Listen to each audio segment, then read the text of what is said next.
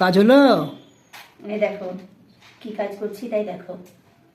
এই যে কালো কলাই, এটাকে তো আমরা কালো কলাই বলি। দেখা যাচ্ছে, দেখতে পাচ্ছ? দেখতে পাচ্ছ কি? হ্যাঁ। এটাকে আমরা আমাদের এলাকায়, বীরভূমের আমরা যে এলাকায় বাস করি, কালো কলাই বলি এটাকে।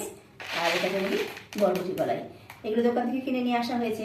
বেছে কতগুলো ময়লা, প্রচুর ময়লা এটা থেকে বেছে পরিষ্কার করছি। এই কালো কলাইগুলোকে এবার ভাজতে হবে।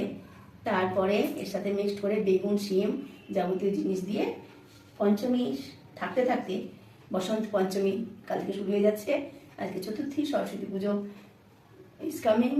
তো সরস্বতী পুজোর দিন এই কলাইগুলো সেদ্ধ করা হয়। আচ্ছা। গোটা সেদ্ধ, কেউ কেউ কোনো কোনো এলাকা বলে এটা গোটা সেদ্ধ। তো আমরা কালকে সেদ্ধ করি, পরের দিন মা ষষ্ঠীকে জল দিয়ে মানে পুজো করে এই প্রসাদ, এগুলো প্রসাদ হিসাবে হয়। এগুলো একটা সিস্টেম আছে, তো সেই সিস্টেম ওয়াইজ আমরা সেদ্ধ করি। তো সেদ্ধ করার পরে আমরা পরের দিন পুজো করি, সবাইকে সেই প্রসাদ দিই, আমরা নিজেরাও খাই।